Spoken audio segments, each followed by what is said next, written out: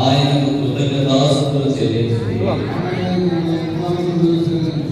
ఆయన కృప నిరంతరమును దేవదేవునికి కృతజ్ఞతాస్తుతులు చెల్లించి ఆయన కృప నిరంతరమును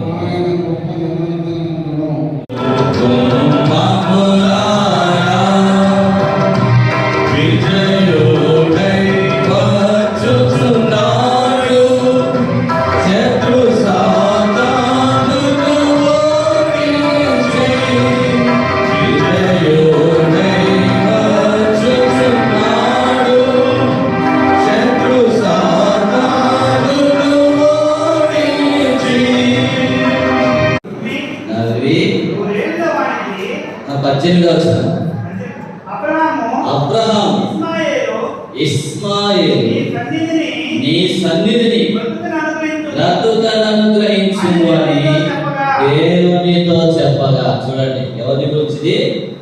ఇస్మాయేలు గురించి. ఇస్మాయేలు బ్రతికించు ప్రభువా అని ప్రార్థన చేశాడు. ఎవరు? ఇప్పుడు చనిపోయిన తర్వాత మనమందరం మంటల్లో అయిపోవాలా, కాలిపోవాలంటున్నారు.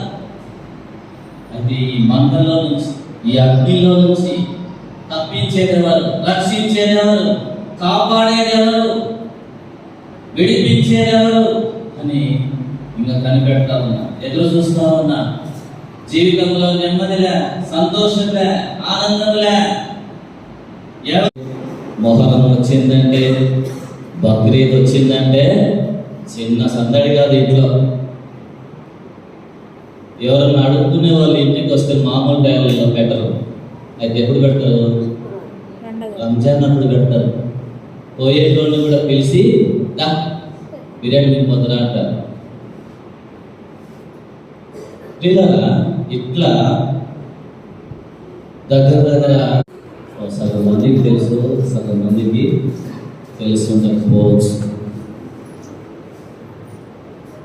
వాస్తవంగా ఈ పాటకి మేము పీలేరుకు దగ్గరికి వెళ్ళాల్సింది. ప్రయాణంలో లేకపోతే చేరి ఉండవచ్చు. బయలుదేరినప్పుడల్లా ఎవరో ఒకరు ఇక్కడ అన్న ఇప్పుడు నీ సాక్ష్యం ఉందే అని అంటున్నారు. సర్లే అది తప్పిస్తుంది, మళ్ళీ